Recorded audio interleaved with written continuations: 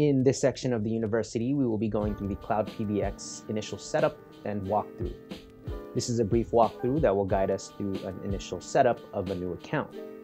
Although there are more advanced setups, this guide will help us learn the basics that every partner should know. Before we get started, I'd like to add that a flowchart can be very helpful for any new and existing setups. A flowchart can be your visual confirmation with the customer on how the system will route. Here's an example flowchart of how our system will be set up today. By viewing this chart, you can see that when a call comes in, it does a time check before deciding where to route the calls. During business hours, it will go to the main menu. Outside of these hours, calls will route to the after hours menu. You can also see the key press options and which extensions they will end up in. Throughout this video, we will reference this chart. We will be covering users, phone activation, extensions, call forwarding, the auto attendant, recordings, number routing, and the diagnose phones page. To access WebLink, you can go to www.freedomvoice.com. On the upper right-hand corner, there will be a login button. It's going to ask for information like the phone number associated to the account, the email address, and the password. Partners are automatically added to their customers' accounts. First, we'll start off with users. Users are necessary for employees to gain access to the WebLink interface. It is also used as credentials to access the message center from the Polycom phones. We'll start by hovering over settings and accessing the users page. Here, we can add new users or update existing user information. Once you assign a user to an extension, the extension will automatically take the username as its own name. This means that later on, under the extensions page, it cannot be renamed. Let's start by clicking the blue button that says Add New User. A window will pop up requesting the information regarding the new user. Display name. This is the username of the extension. Extension. This will be the extension assigned to this user. Email. This email address is used to log into the system. A valid email must be used in order to retrieve the password if it's ever forgotten. Role. This provides the user with a role on the system. The roles are administrators, mailbox users, and installers. Administrators have full access to the system. They can create system-level changes as well as administer the billing.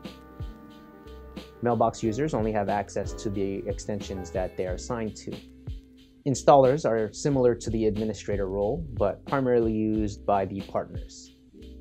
Time zone for the user is reflected within WebLink when viewing items such as reports and messages.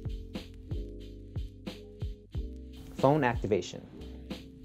After creating all of our users, we will proceed with activating the phones. Activating the phones allows us to gain the direct inward dial, or DID number for short. The DID is a unique identifier for the phones. This will ring the phone directly, and most of the time it's not given out. Once we have all the DIDs, we can properly route all the extensions to the right phones. Prior to the activation, we'll need to make sure that we have available the model of the device as well as the MAC address. The MAC address can be found on the back of the phone as well as the box that it was shipped in. Once we have all this information, we can proceed with the activation. Let's hover over settings and click on Activate underneath phones. Here, it will ask us for the make, the model, and the MAC address of the phone. It's important to put the correct make and model for any Polycom phone that you're going to activate. This is due to the firmware updates that are sent out periodically. The next part of the activation is selecting a DID. DIDs are local numbers that are assigned directly to the phone. This number will be the internal routing number, allowing us to reach the phone from any virtual extension. This number is usually not given out as it does not route into the system, meaning that it won't hit the auto attendant or follow any of the call forwarding rules in its extension. After selecting the DID for the new device, it will ask you if you require any additional trunk lines. Our recommended ratio is at least 35% or roughly no more than 3 subscriber bundles for every single trunk line. Overflow protection is a mandatory feature allowing you to burst beyond your trunk line capacity. The protection covers short-term, unplanned spikes. If a customer continually goes over the call capacity without adding an additional trunk line, they will be billed an additional $59 for that month. The next step of the activation allows you to assign the phone to the individual user, conference room, or a shared environment.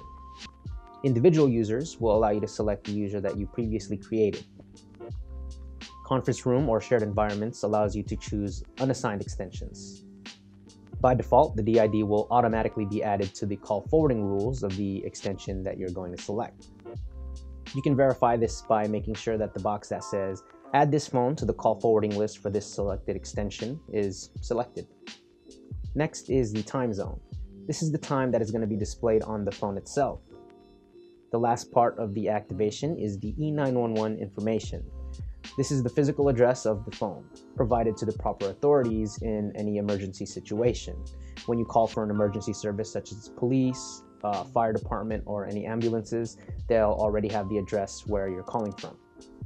Acknowledge and agree to the terms and that you've applied the E911 sticker that was provided. Once this is complete, your phone is now activated and waiting for further instructions from the system. If the phone is not yet plugged in, plugging it in will connect it to our service and download any new firmware. If it is plugged in, a simple reboot will get it to be connected.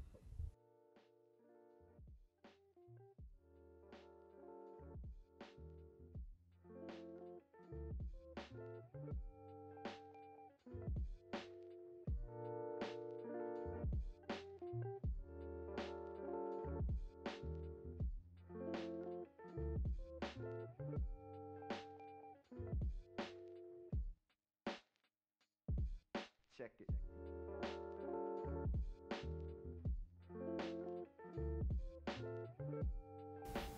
Extensions. Next, we'll set up the extensions. Again, if there's already a user assigned, you cannot rename the extension. Hover over Settings and click on Extensions. All of our extensions are virtual. This means that they all have different rules and follow these rules once that extension is accessed. The Extensions page is used to manage the names of the extensions. We'll rename the extensions 80, 81, 82 to Sales, Billing, and Support. Once we've renamed these extensions, we'll go ahead and set up the call forwarding. Renumbering the extensions is available upon request through the partner support team. However, extensions ending in 11 is unavailable. For instance, 911, 811, 411, and so on. Call forwarding. We can access call forwarding by hovering over Settings and clicking on Call Forwarding. Call forwarding is the routing for each of the extensions, as all of our extensions are virtual and can route to different numbers, users, and groups. For example, extension 81 could route to a group or a Freedom Voice DID number. You could even have it ring to multiple devices simultaneously. It's very important to make sure that you have selected the appropriate extension on the drop-down list. If you're changing settings for extension 80, make sure that extension 81 or 82 is not selected. You'll notice that extensions are named according to either the user or the extension name that was previously set up. We'll go ahead and click on Add New Entry. A box will pop up requesting information on the new entry. The first is the type of forwarding. There are a total of 3 options. Number. This routes the extension to a specified phone number. This can be a landline, VoIP line, or even a cell phone. User. User routing is done by using a presence system. Users will only receive calls if they're logged into the phone. If the presence is unavailable, they are skipped in the forwarding list. Group. This allows you to forward a call to multiple people using groups. As an example, we can have a group route to 3 people simultaneously. For our example setup, we will be setting up 3 call forwarding rules. A simple call forward to a single number, a group forward to multiple numbers, and a user forward with a time and day check. Let's go ahead and start with extension 80. This will route to the DID assigned to extension 800, who is a member of the sales department. For a reference of all the DIDs assigned to the phones, you can navigate to Support and Diagnose Phones. You can open this in a new window or tab for easier access. Extension 80 will route to the DID for the phone activated on extension 800. First, we'll make sure that extension 80 is selected from the drop-down list. We'll then go ahead and click on Add New Entry, leave type as number, and we'll go ahead and enter in the DID.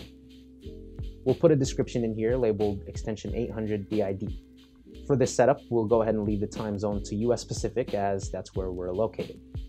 Go ahead and click Save. The next two forwarding entries are going to need to reference groups. So before we go ahead and configure our next forwarding rules, we'll go ahead and create the groups. We'll need to hover over Settings and Forwarding Groups. Here we'll go ahead and create 3 groups for our setup.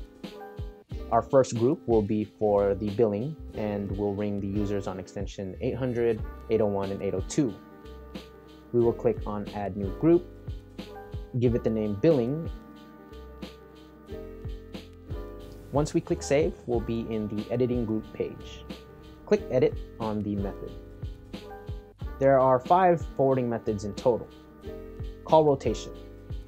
Rotate through each member of the group, with each new forwarded call picking up where the previous call left off in the rotation, rather than starting over at the top. Most idle. Most idle forwards calls in descending order of how long they have gone without answering a forwarded call. Most idle members will be first attempted, least idle will be last.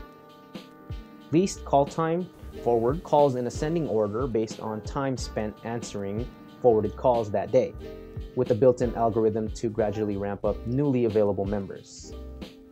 And waiting forward calls starting sequentially from the top of the list and skipping unavailable members.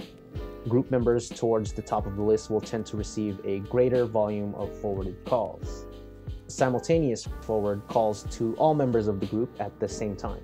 The first member to answer the call will receive it. Groups using this method are limited to a maximum of 15 members. For our groups, we'll go ahead and use simultaneous forwarding. Click on Save.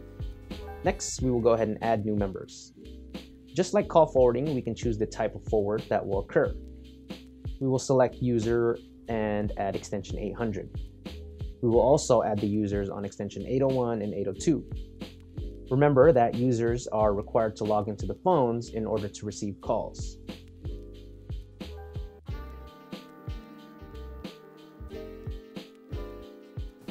Now we've created a group for billing that will ring users on extension 800, 801, and 802 simultaneously.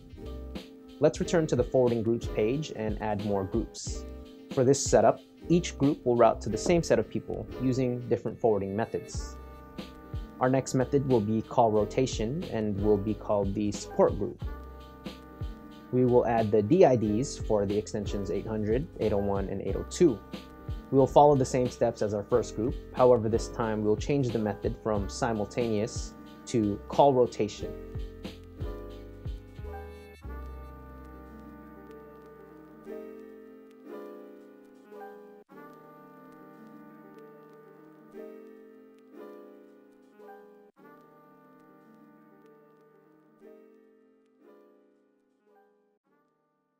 Our last group will be the after hours support group.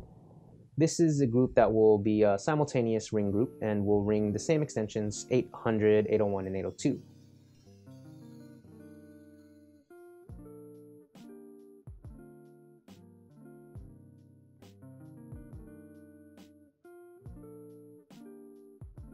Now, if we return to Settings and Forwarding Groups, we should see 3 groups here: Billing, Support, and Support After Hours. Now that we've created our groups, we can return to the call forwarding page. Again, that's under Settings and Call Forwarding. This time we're going to do extension 81, so let's make sure we select extension 81 from the drop-down list. Extension 81 will route to the billing group instead of a number. Let's go ahead and click on Add New Entry. Changing the routing to Group will provide a drop-down list where we can select the newly created groups. It's not really necessary to add a description, as the group name should tell you more than enough, but you can do so if you'd like. Again, the time zone will be left on US Pacific. Go ahead and click Save. Let's now select extension 82 from the drop-down list. We'll click on Add New Entry, select Type as Group, and select the Support Group. Again, it's not necessary for a description, but it is still available. We'll do the same thing for the Support After Hours group. We should now see 2 groups for the forwarding rules on extension 82, Support, followed by Support After Hours. Now let's go ahead and set up the time and day filters for these forwarding rules. Under the forwarding entry, you'll see a button that says Add Time/Day Filter. Pressing this button will allow us to set the schedule for the forwarding entry. This list is in sequential order, meaning that it will start from the top and work its way to the bottom. It will check the first entry on the list before going to the next. We'll go ahead and set the first entry to 9 a.m. to 5 p.m. Monday through Friday, and this will be for the normal hours for the support queue. We'll then set the schedule for the support after hours group to 12 a.m. to 8:59 a.m. and 5 p.m. to 11:59 p.m. Monday through Friday.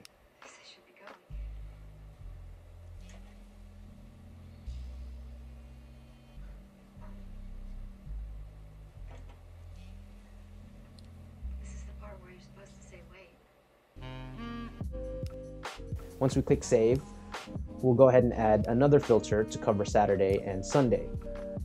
We'll leave the hours from 12 a.m. to 11:59 p.m. and only check Saturday and Sunday. This gives us a route 24 hours, 7 days a week. During business hours, it will route to the support group, and outside of the hours, it will route to the support after hours group.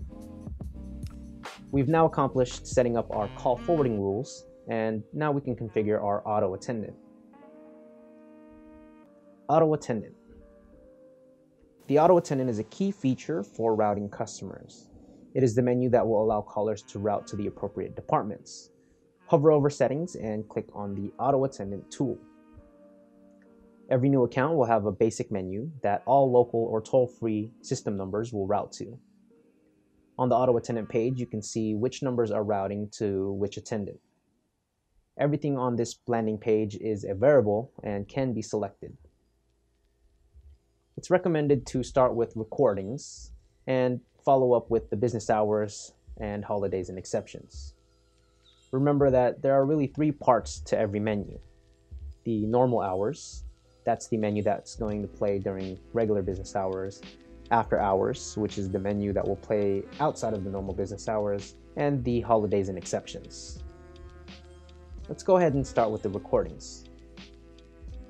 Adding recordings to this page will allow you to select that recording during your menu setup. This is the initial recording callers will hear, so it's very important to be clear and concise. Here's an example of what an auto attendant sounds like and the recording we will use today. Thank you for contacting the initial support company. For sales, press 0. For billing, press 1. And for support, press 2. If you know your party's extension, please dial it at any time. You want to make sure that you provide the options clearly for your callers and provide a decent amount of time for them to make a selection. I'll go ahead and click on the Add New button to the right of the recordings. A window will pop up allowing us to give the recordings a name. There are 2 options for uploading recordings. Option 1 is to have the system call a direct line. This can be the DID or a cell phone number. Option 2 is to load from audio file. This allows you to upload a professional audio file that you may have on your computer. I'll go ahead and select option 2 and select the file from my computer. We'll go ahead and upload another recording that will play during the after hours and another one that's going to play during the holidays and exceptions. An after hours greeting sounds like this. You've reached the initial setup support company. Our offices are currently closed. Please give us a call back during our normal business hours of 9 a.m. to 5 p.m. If you'd like to leave a message, please stay on the line. Once we upload all the recordings, we'll go ahead and move on to setting up the business hours and holidays and exceptions. This is done in the auto attendant page by clicking the Add New button on the right of business hours. A window will pop up requesting the name, start time, end time, and the days. You can have different schedules depending on the day by clicking on the Add Schedule button. You only need to input the business hours, and everything outside of those hours will be considered after hours. Once you've created business hours, go ahead and click Save.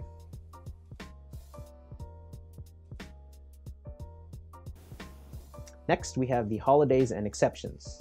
This is similar to the business hours, but plays a completely separate recording. As the name states, it's commonly used for holidays and exceptions.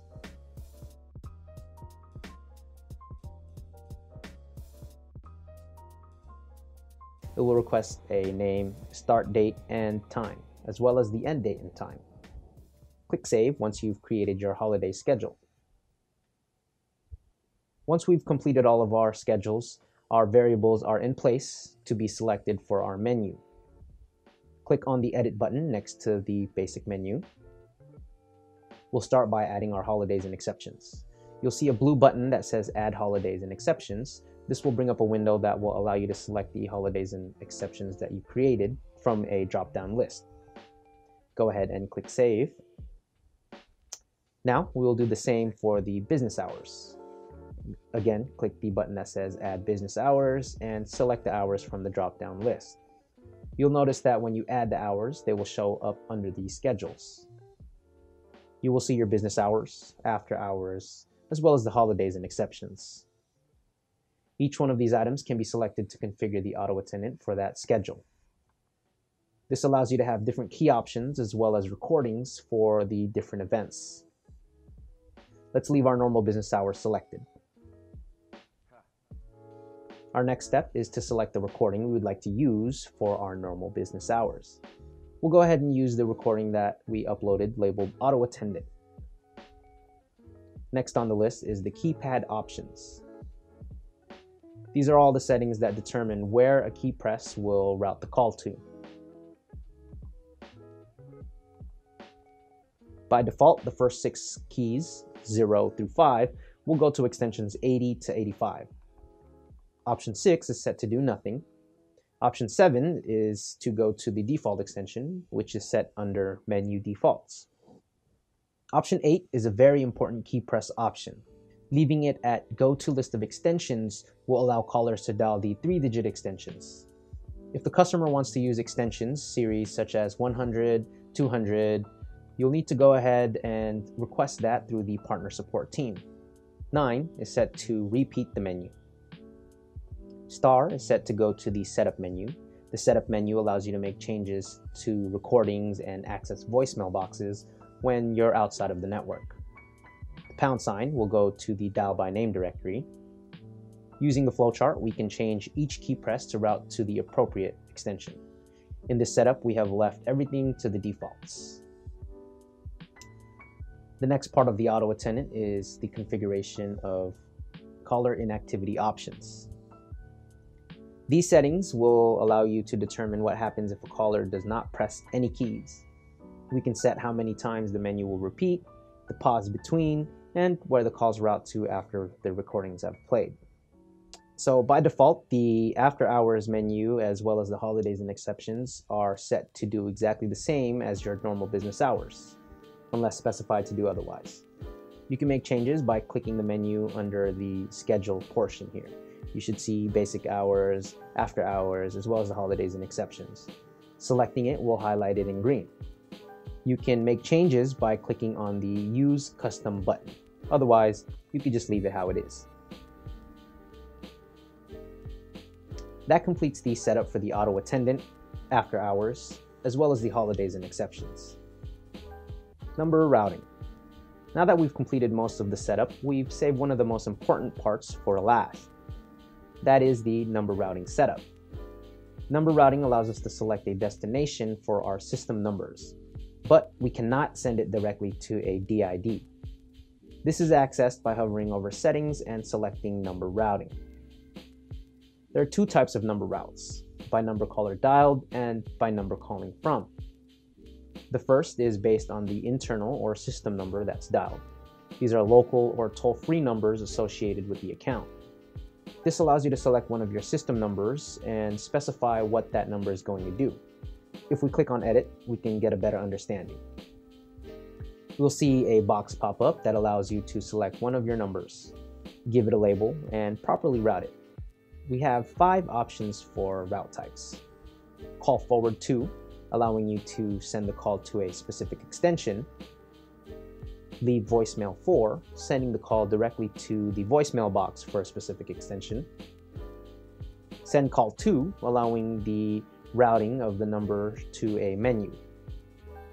Reject call, playing a busy signal. Receive fax to, turning the number into a dedicated fax line.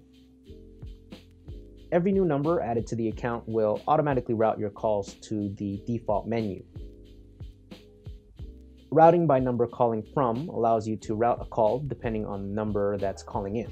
This is useful if a specific number calling in needs to be routed somewhere immediately or to a specific user or group. Once we've confirmed that the numbers are routing to the appropriate place, our setup has been completed. So just to recap some of the things that we've done here, during our setup, we covered the creation of users, phone activation, phone diagnostics, extensions, call forwarding, auto attendant, as well as the number routing. And that concludes the CloudPBX initial setup and walkthrough.